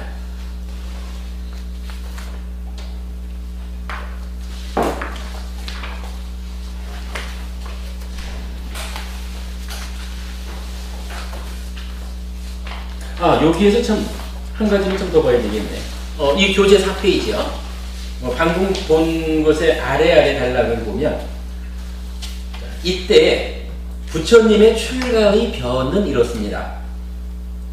나는 이래서 출가했어 라고 한마디로 딱 하는 것이 제가의 삶이란 번잡하고 때가 낀 길이지만 출가의 삶은 열린 허공과 같다. 제가에 살면서 더할 나위 없이 완벽하고 지극히 청정한 소라고둥처럼 빛나는 범행을 실천하기란 쉽지 않다. 그러니 나는 이제 머리와 수염을 깎고 물들인 옷을 입고 집을 떠나 출가하리라. 마하사자가 경에 나오는 부처님 당신이 이렇게 출가했습니다 라고 밝힌 부분이고요. 이 표현은 경전의 여러 군데서 출가와 관련해서 나타나는 표현이에요. 그래서 출가의 변 이렇게 말했거든요. 아무튼 요거 제가의 삶과 출가의 삶에 대해서 부처님은 단적으로 구분을 하는 거예요. 경전에서는 출가한 사람이 출가 생활을 잘 유지하지 못하고 재가의 삶으로 돌아가는 것을 뭐라고 표현하냐 하면 낮은 삶으로 돌아간다. 이렇게 표현을 해요. 왜 낮은 삶이냐 하면 내가 너보다 뛰어난 사람이야? 이런 이야기가 아니고 바로 여기서 그렇게 말하는 거예요. 재가의 삶이란 뭐 기본적으로 가족의 관계가 왜 하필이면은 날파리 같은 것이 법사 스님의 코에 들어가서 법배를 방해할까? 재가의 삶을 그렇게 정의하는 거예요. 많은 다양한 관계 가운데서 살아가야 되기 때문에 그리고 번잡하고 때가 꼈다, 오염됐다. 그러나 출가의 삶은 그런 부분에서 벗어난 것이다. 이 얘기는요, 사실은 재가의 삶보다 출가의 삶이 이렇게 높다, 훌륭하다 이 얘기보다는 바로 이 얘기예요.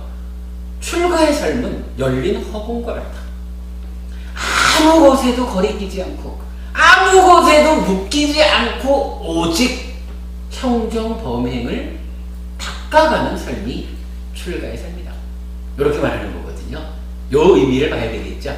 그게 수행이잖아요. 수행. 그렇죠. 예. 청정범행이라고 하는 게 이제 네. 팔정도를 닦는 거, 수행하는 거 그렇게 되는 거죠. 자, 그렇게 하고 다음으로 좀 넘어가겠습니다. 출가 이후 이야기. 출가 이후 이야기가 경전에서 성도 이전까지니까 많이 나타나는 건 아닌데, 그러니까 몇 가지 이야기를 순서대로 한번 정리해 본 거죠. 출가하고 나서 처음에 빈비사라 왕이라고, 그러니까 인도에는 이제 부처님 당시에는 16대국이라 그래서 16개의 큰 나라가 있었다 그래요.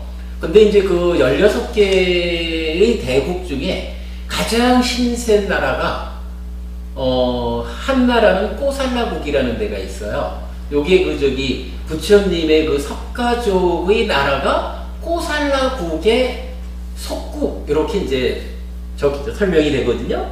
그리고 마가다국이라는 나라가 있었어요.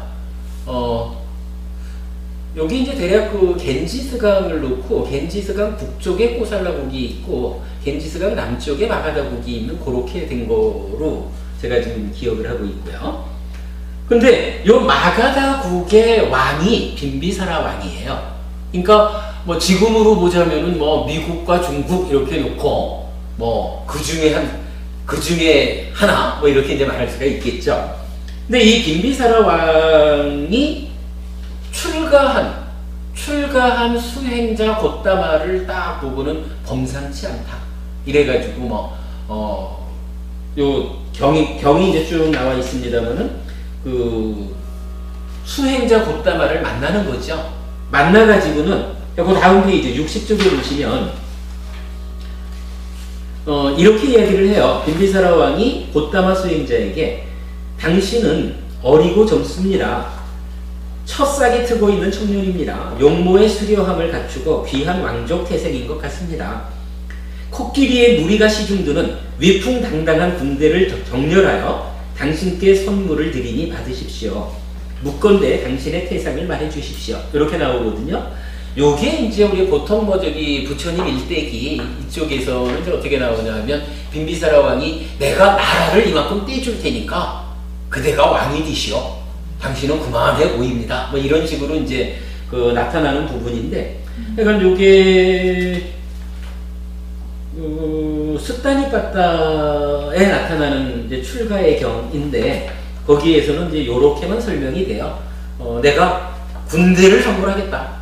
그러니까 달리 말하면 군대를 준다는 건 나라를 주겠다는 거와 같은 거겠죠. 근데 어쨌든 이제 그렇게 나타나요.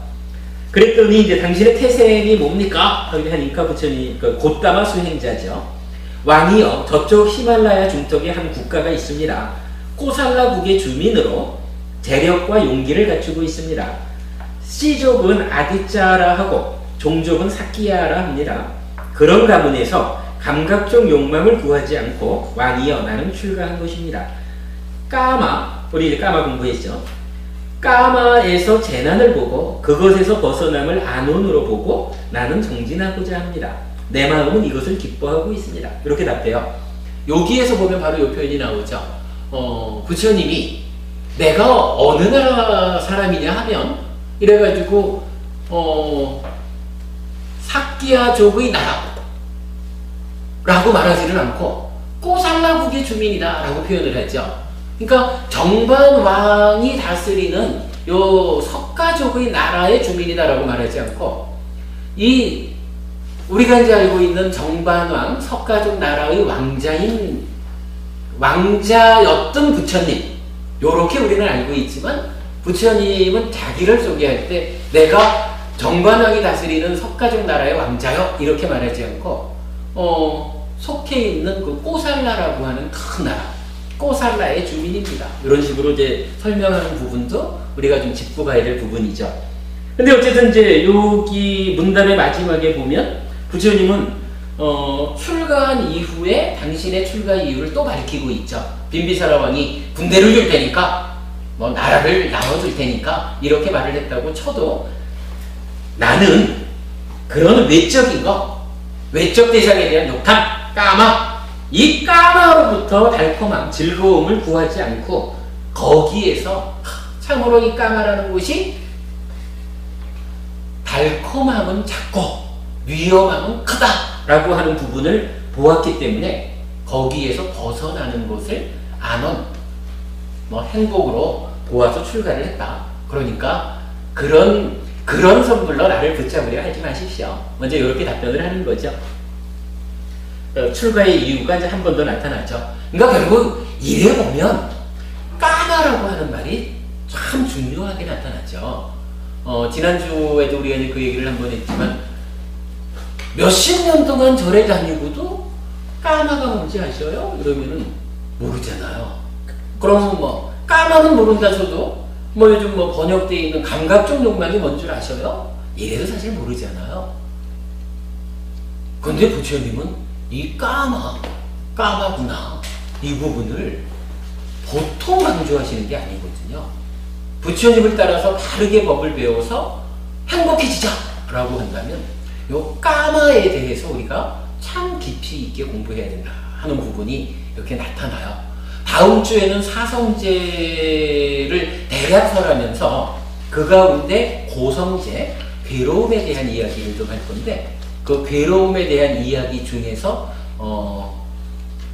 괴로움 덩어리에 대한 큰 경, 작은 경, 맞지마니까 경전이 있거든요. 그 두 가지를 통해서 까마에 대해서 좀 더 알아보도록 하겠습니다. 그러니까 까마는 주목하자고요. 그렇게 이제 빈비사라 왕하고 헤어지죠. 근데 우리가 보통 알기로는 이렇게 말하죠. 빈비사라 왕하고 이렇게 만나고 헤어지면서 빈비사라 왕이 부처님한테 부탁을 했다 하죠. 나라를 준다 해도 싫다 하니 내가 볼 때 당신은 부처를 이룰 것 같소. 그러면 부처를 이루면 나에게로 쫙 멈춰와서 법을 설해 주십시오. 이렇게 부탁했다라는 부분이 지금 여기 나타나지는 않는데 우리가 이런 부처님 일대기 같은 데서 보면 많이 나타나죠. 그리고 이제 부처님은 실제로 이제 깨달으면 이 약속을 지키지는 않죠. 노경원에 가서 5비구부터 이제 초전법륜을 하잖아요. 그리고 이제 60명의 제자를 아라한으로 만들어서 부처님 당신을 포함한 61명의 아라한이 이 세상에 존재하게 되었을 때 전도 선언을 하죠. 법을 전해라 하고 떠나보내고 당신도 우루웰라라는 곳으로 가는데 그 가는 과정에서 젊은이 30명도 이제 제도하는 이야기가 나오고 그 다음에 우리가 잘 아는 그 까사파 삼형제에 대한 이야기가 나오죠. 그래서 까사파 삼형제가 지도하고 있던 제자들 합해서 1000명 이 1000명의 제자를 거느리고 빈비사라 왕한테 갔다.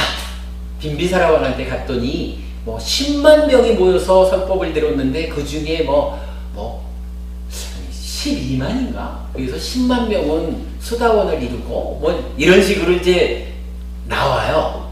근데 이제 그 얘기는 경에 나오는 이야기는 아니고 법구경 주석서에 나올 거예요. 법구경 주석서가 맞을 거예요. 뭐 이제 그런 식으로 이제 그러니까 그 빈비사라 왕과 출가한 수행자 곶다마의 약속이 이제 전체적으로 좀 나타나고는 있는데, 그러니까 경에서 그 부분은 정확하게 나타나 있지는 않은 것 같아요. 근데 이제 이 빈비사라 왕이 부처님한테 그 불교라는 교단의 최초의 절을 중림정사라는 최초의 절을 지어서 고시하는 그런 왕이죠. 불교적으로는 뭐 대단히 중요한 그 역사적인 존재죠. 자, 아무튼 이제 빈비사라 왕하고는 이제 그렇게 헤어지고, 그 다음에 이제 우리가 잘 아는 부처님이 이제부터 공부를 하러 가는 거잖아요. 출가를 했으니까 누구에게 가서 어떤 스승에게서 가르침을 받을까? 이래가지고 처음으로 찾아간 곳이 알라라깔라마라고 하는 이 삼매수행을 하는 스승이에요. 알라라깔라마라는 스승은 우리가 이제 뭐 계속 공부하는 거지만은 욕계, 색계, 무색계라는 세 개 중에서 무색계가 공무변처, 식무변처, 무소유처, 비상비비상처 이렇게 네 단계로 구성이 되잖아요. 그 중에 무소유처라는 끝에서 두 번째 단계에 있는 그 무소유처의 성취를 이룬 스승이에요. 이제 그 스승한테 처음에 가가지고 배우는 거예요. 배우는데 오래되지 않아가지고 61조 중간, 그러니까 세 번째 문단에 보면 되어 비구들이여 그런 나는 머지않아서 즉시에 그 법을 스스로 초범하고 알고 실현하고 증득하여 머물렀다. 비구들이여 그러자 나는 알라라깔라마를 만나러 갔다. 만나러 가서 알라라깔라마에게 이렇게 말했다. 깔라마 존자시여 당신은 이렇게 하여 이 법을 스스로 초범하여 알고 실현하고 증득하여서 공언하십니다. 존자여 나는 이렇게 하여 이 법을 스스로 초범하여 알고 실현하고 증득하여 머문다고 공언합니다. 깔라마 존자시여 저도 이렇게 하여 이 법을 스스로 초범하여 알고 실현하고 증득하여 머문다고 공언합니다.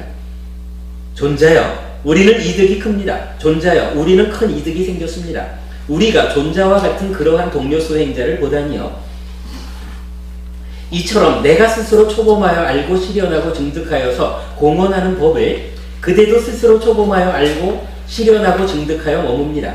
그대가 스스로 초범하여 알고 실현하고 증득하여 머무는 법을 나도 스스로 초범하여 알고 실현하고 증득하여서 공언합니다. 이처럼 내가 아는 법을 그대도 압니다.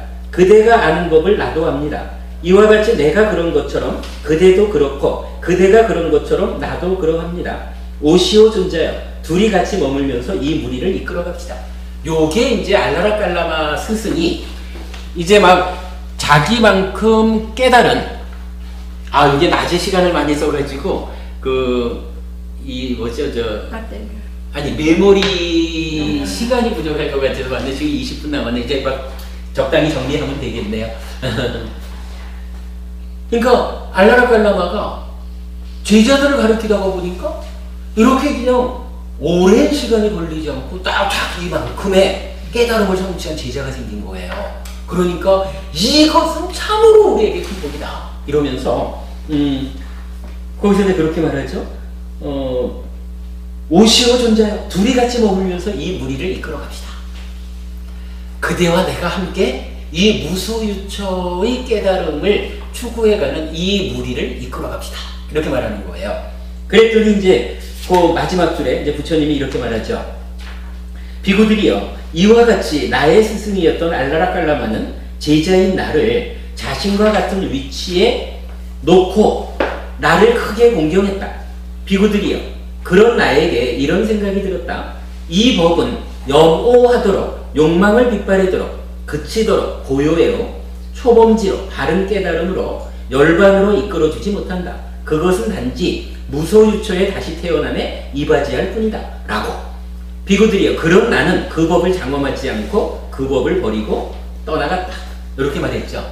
그러니까 여기에서 제가 자주 반복하는 말씀이 나오는 거죠. 알라라칼라마 스승을 따라서 성취를 했는데 그 성취의 단계를 보니까 바른 깨달음, 열반으로 이끌어주지 못하고 단지 무소유처, 물론 무소유처가 우리 입장에서 보면 상상할 수 없는 큰 행복의 세상이죠. 그러나 부처님 입장에서 보면 그 행복을 추구한 게 아니라 생로병사 그리고 슬픔, 오염 이 6가지로부터 벗어나는 것을 목적으로 출가한 거잖아요. 그런데 무소유처라고 해도 결국 태어나면 죽기 마련이거든. 조금 길다 뿐이지. 이런 다시 태어남에 이바지하는 이 가르침에 내가 머물 수 없다. 이래서 나는 그 법을 장엄하지 않고 그 법을 버리고 떠나갔다. 이렇게 말하는 거예요. 요 말 여러분 이해되죠? 네. 그래서 이게 이제 요새 우리가 계속 말했던 이 하나의 산을 오르는 이 산꼭대기.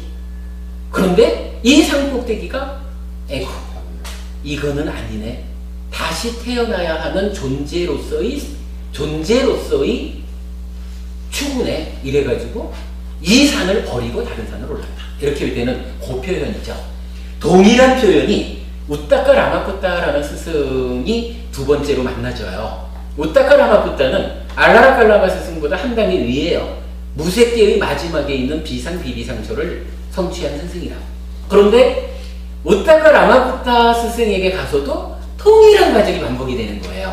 그래가지고 63쪽의 중간에 동일한 표현이 나와요. 그것은 단지 비상 비비상처에 다시 태어남에 이바지할 뿐이다. 라고 비구들이요. 그럼 나는 그 법을 장엄하지 않고 그 법을 버리고서 떠나갔다. 이런 말이 나와요. 그러면 최종적으로 이 나라는 존재로서 살아가는 산의 꼭대기를 갔다. 그런데 그 산을 버리고 떠났다. 이것이 이제 표현되는 거죠. 뭐 주목하자 그랬네요. 세계관에 의하면 중생세간의 최고봉인 비상비비상처를 버렸다. 즉 존재의 소멸, 해탈, 열반을 향한 출발이다. 이렇게 되는 거죠. 두 스승 이후에는 어떤 일이 있느냐 하면 마하사자가경에서 이제 뭐 비유를 하나 들어요. 그래가지고 까마, 즉 까마에 대한 비유를 하는데 이 비유는 굉장히 중요하지만 여러분 좀 읽어보시면 충분히 알 수 있는 내용이에요. 그러니까 내면적으로 외적인 대상에 대한 어떤 지향성, 추구가 남아있으면서 겉으로만 외적 대상을 떠난다고 해도 아주 떠나는 것이 아니다. 이제 이런 식으로 이제 볼 수가 있는데, 요 얘기를 봐주면 여기서 다시 이러한 깨달음의 과정에서 까마라고 하는 것을 비유까지 들어가면서 부처님은 강조하고 있다 하는 거를 다시 한번 볼 수가 있죠. 까마라는 거, 이건 뭐 중요해요. 이건 읽어보시면 될 거고, 그 다음 장에 가면 65쪽에서 고행이 나타나요.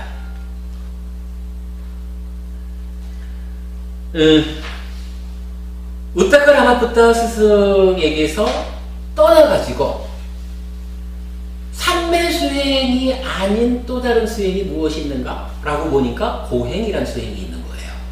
그래서 부처님이 고행을 세 단계로 나는 이런 고행을 했다 라고 설명을 하시거든요. 이제 고행 1번이 있죠.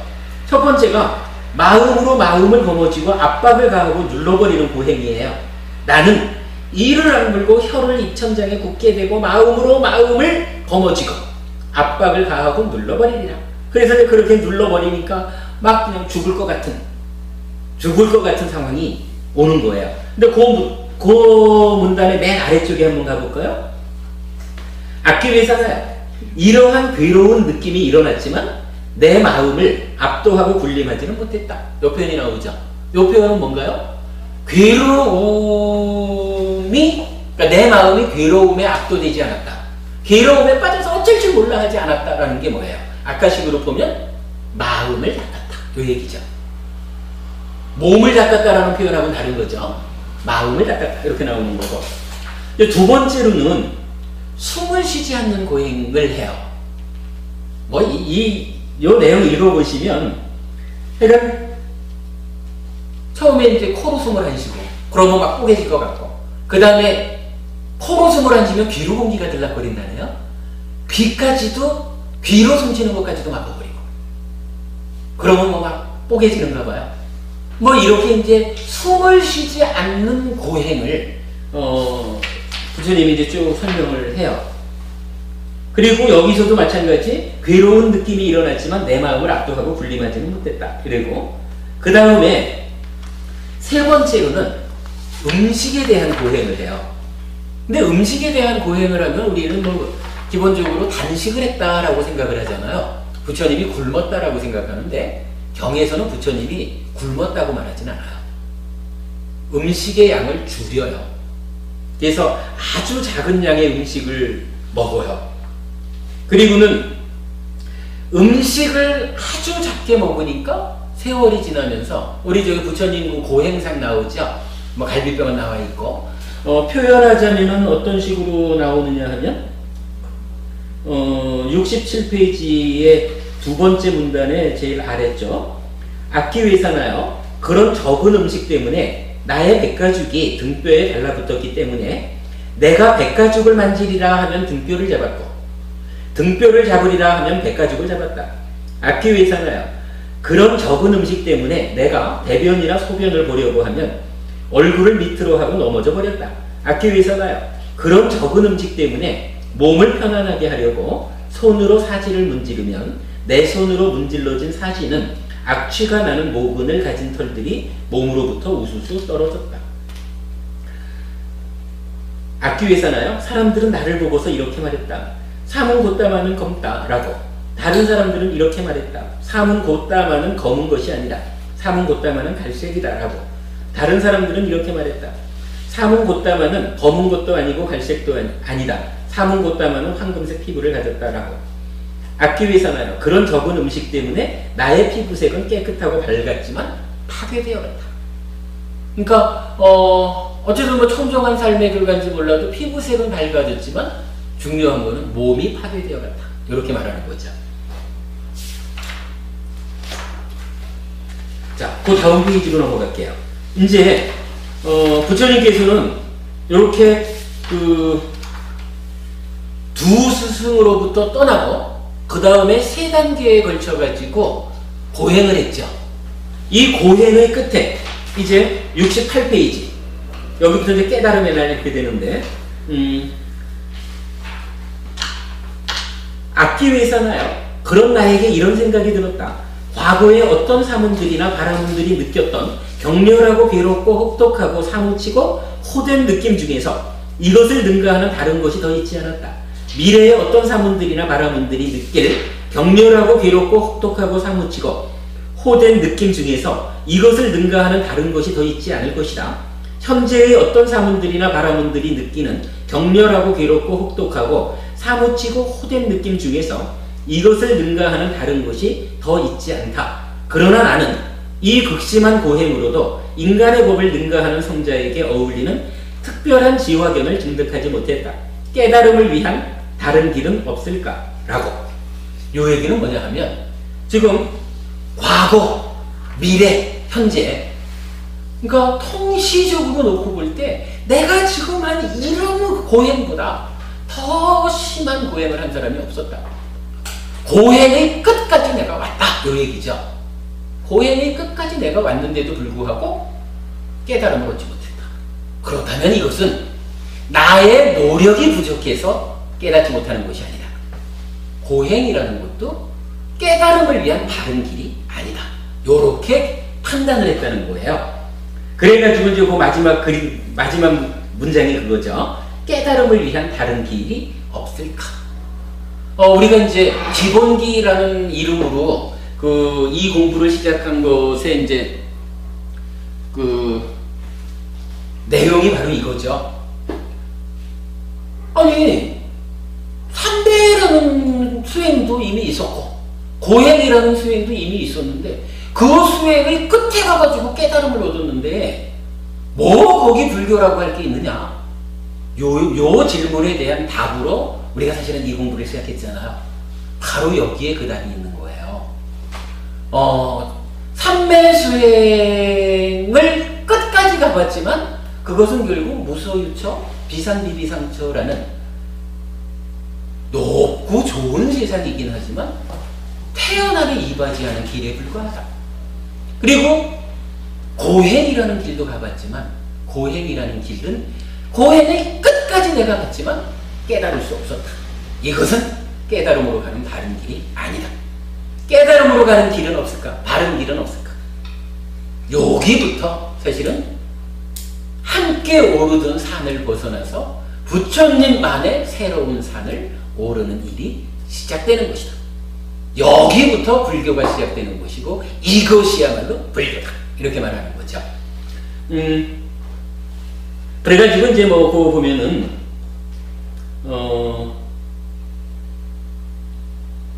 아키위사나요. 그런 나에게 이런 생각이 들었다. 그런데 나는 아버님이 삭가족의 의식을 거행하실 때 시원한 잠부나무 그늘에 앉아서 까마를 완전히 떨쳐버리고 해로운 법들을 떨쳐버린 뒤 일으킨 생각과 지속적인 고찰이 있고 떨쳐버렸음에서 생긴 희열과 행복이 있는 초선을 구족하여 머물렀던 것을 기억한다. 그런데 이것이 깨달음을 위한 길이 될까? 라고 아키위사나요. 그런 나에게 그 기억을 따라서 이런 아르마리가 생겨났다. 이것은 깨달음을 위한 길이다. 라고. 요게 이제 좀 더 연구할 부분이지만 삼매 수행을 통해 가지고 무소유처, 비상비비상처까지를 갔는데 어떻게 그 과정에 초선, 제2선, 제3선, 제4선이라는 요 세 개의 선을 안 가는 것처럼 부처님은 말할까 하는 부분에 의문이 좀 있는데 요 부분은 일단 저로서도 의문을 가지고 좀 더 보는 부분이에요. 연구하는 부분이에요. 뒤에 이건 더 우리 알아보기로 하자고요. 근데 이제 아마 답은 그렇게 나올 것 같아요. 우리가 이제 단순히 삼매라고 하는 거하고 부처님이 요 선을 초선 이렇게 말할 때 자나라고 쓰거든요. 자나라고 하고 요거를 이제 한문으로는 선 이렇게 말을 하는데 요게 사마디 삼매라고 하는 거는 바른 말을 쓰거든요.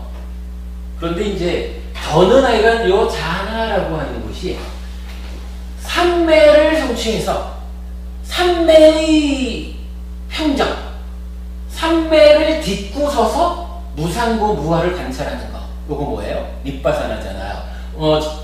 제가 이제 뭐 자주 드리는 말씀이지만 그 사마타와 윗바사나를 어떻게 표현하느냐 하면 사마타를 딛은 윗바사나. 그래서 사마타와 윗바사나는 함께 가는 것이다. 그래서 삼매 상태에서 무상고 무아를 관찰하는 윗바사나가 이루어진다. 라는 부분. 그 윗바사나의 개념까지가 포함되어 있을 때 지금 이제 아나라칼라마나 우타카라마푸타 두 분 스승은 이 사마디, 삼매의 끝에까지 올라가죠. 비상비비상처. 그런데 부처님이 여기서 삼매, 사마디가 아니라 자나라고 하는 새로운 용어를 쓴 거. 요거는 약간 제가 볼 때는 이렇게 삼매를 딛은 상태에서 윗바사나 하는 요 부분이 자나로서 표현되는 것으로 이해를 하고 있는데 약간 요 부분은 좀 더 많은 연구가 필요할 것 같아요. 근데 어쨌든 이제 부처님은 이 깨달음으로 나아가는 과정에서 이렇게 표현을 하는 거죠. 삼매 수행도 떠났고 고행도 떠난 상태에서 단순히 그 초선의 삼매를 말하지 않고 초선에 들어서 머물렀던 초선을 부족해서 머물렀던 그 상태를 기억하고는 이것이야말로 깨달음으로 가는 길이 아닐까? 라고 생각을 하고, 그렇다! 이것은 깨달음을 위한 길이다! 라고 확신을 갖게 되거든요. 그러니까 요때는 이제 이미 요 과정에서 자나라는 표현이 윗바사나라고 하는 무상, 그러니까 사마디를 딛고 서서 무상고부화를 보는 요 부분이 포함된 의미로 보아야 할 것이다. 그러니까 우리가 이제 팔정도를 얘기할 때 팔정도의 8번째가 삼마 사마디, 바른 삼매잖아요. 근데 바른 삼매로 무엇가 제시되냐 하면 초선, 제2선, 제3선, 제4선. 그러니까 바르지 않은 삼매는 집중만 하는 거겠죠. 사마디 단순히. 그런데 바른 삼매로 초선, 제2선, 제3선, 제4선이 제시된다라고 하는 것은 그 상태에서 윗바사나해서 깨달음으로 나아간다. 이렇게 우리가 이해해야 될 부분이거든요. 뭐 그렇게 보시면 될 것 같아요. 이거 참 시간도 늦었고 남은 시간도 없고 해서 빨리 마무리를 지어야 되는데 6분이 남은 건가? 빨리 마무리 지어야 되는데. 자, 마지막으로 이 한마디를 하겠습니다. 그 다음 문장에 보면 저는 정말로 중요하게 생각하는 부분이 하나 있어요. 자, 그 다음 문장 볼게요. 학교에서는 그런 나에게 이런 생각이 들었다. 그런데 나는 왜 그런 행복을 두려워하는가? 그런 행복은 까마와도 다르고 해로운 법들과도 다르지 않은가? 라고 학교에서는 그런 나에게 이런 생각이 들었다. 나는 까마와도 다르고 해로운 법들과도 다른 그런 행복을 두려워하지 않는다. 라고. 요 얘기가 뭐냐 하면요. 정현부부님 아까 우리 법회 시작하기 전에 제가 그 말씀 드렸죠. 불교가 궁극적인 목적이 무엇이냐라고 하면 존재를 소멸해서 해탈하는, 그래서 일체의 괴로움이 소멸된 완성된 행복을 성취하는 거잖아요. 그런데 그렇다고 그러면 궁극적인 목적, 존재가 소멸할 때까지의 과정은 괴로워도 좋다는 것이냐? 요거 아니잖아요. 부처님은 분명히 그 수행의 과정을 훨씬 훌륭하고 탁월한 다른 즐거움, 이렇게 말을 하고, 이 다른 즐거움의 범주 이전에도 오개와 보시를 통해서 괴로움은 갈수록 줄어들고 행복은 갈수록 늘어나는 삶을 살라라고 차제적으로 제시하잖아요.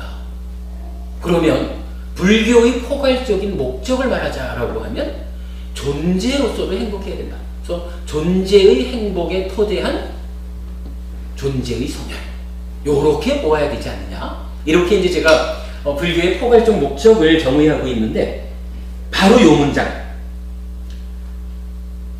그런데 나는 왜 그런 행복을 두려워하는가? 이 수행을 초선을 성취하고 나니까 어떤 상태가 되냐 하면 훨씬 훌륭하고 탁월한 다른 즐거움의 상태가 됐잖아요.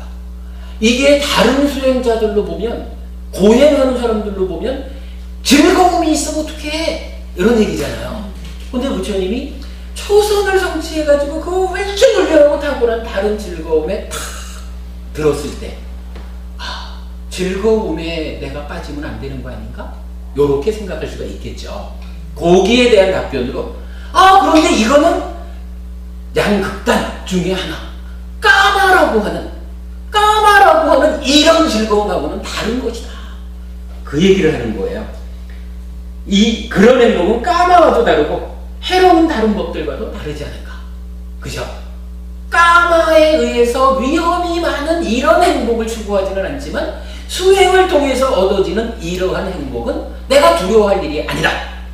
그래서 나는 까마와도 다르고 해로운 법들과도 다른 그런 행복을 두려워하지 않는다 하고는 이 수행을 치고 나가는 거죠.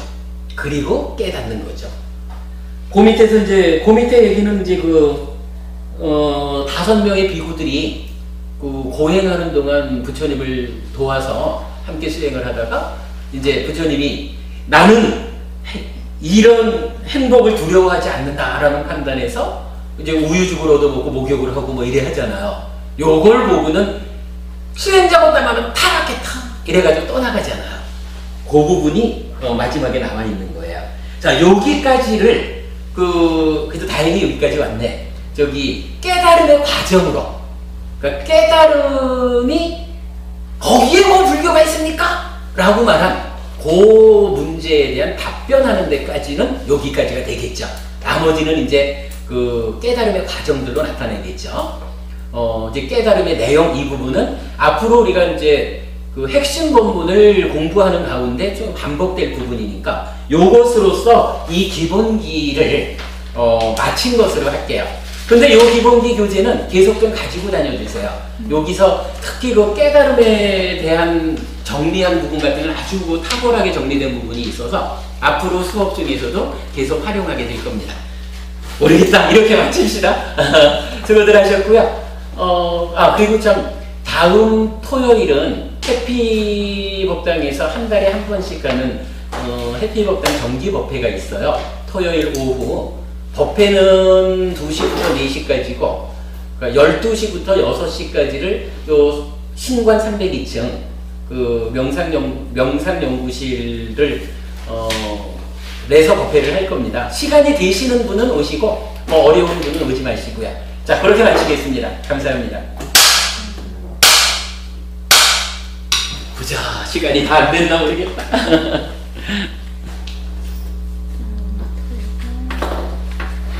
1분 남았네. 와.